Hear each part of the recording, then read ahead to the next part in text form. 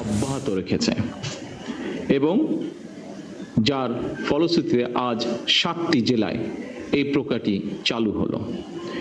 দেশের সকল আদালতে ই বেইল বন্ড পদ্ধতি চালু করা গেলে জনগণের বিচার প্রাপ্তিতে বিলম্ব ও বৈষম্য দূর করে ন্যায় বিচার প্রতিষ্ঠার সহায়ক হবে বলে আমরা বিশ্বাস করি।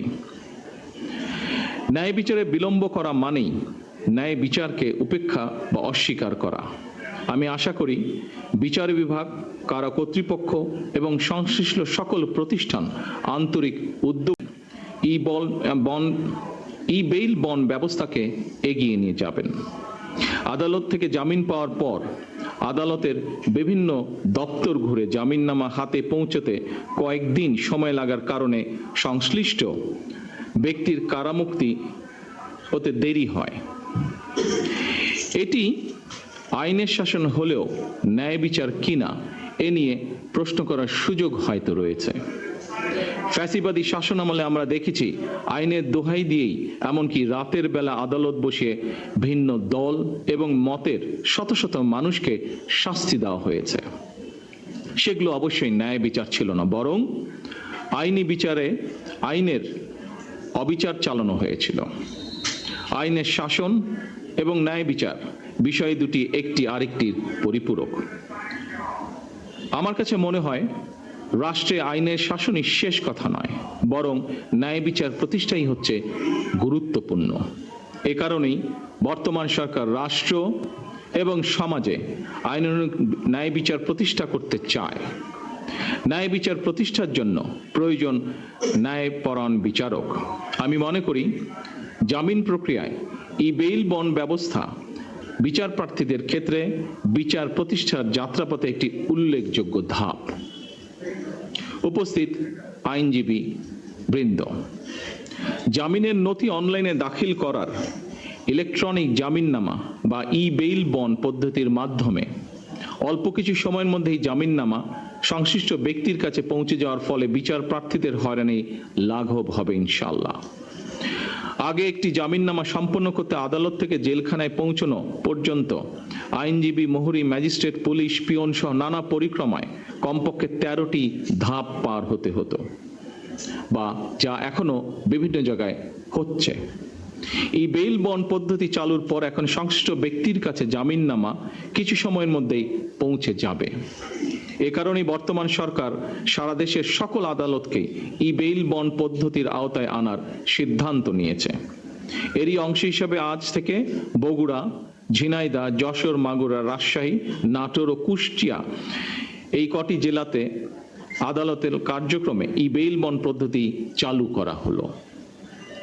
এর ফলে জামিনপ্রাপ্ত ব্যক্তি জামিন পাওয়ার পর কারামুক্তির ক্ষেত্রে হয়রানি লাঘব হবে। অপরদিকে বিরোধী পক্ষ কিংবা মধ্যস্থতাভোগীদের তৎপরতা কিংবা জামিননামা জালিয়াতির ঘটনার সুযোগও কমে আসবে বলে আমরা দৃঢ়ভাবে বিশ্বাস করি। যে বিচার বিভাগ থাকবে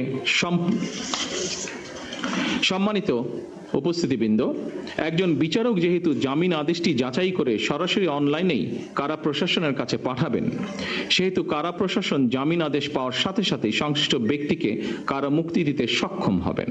ফলে ই বেইল বন্ড বা ইলেকট্রনিক জামিননামায় ব্যবস্থা বিচার ব্যবস্থায় জনগণের অহেতুক হয়রানি এবং দুর্ভোগের অবসান ঘটাবে।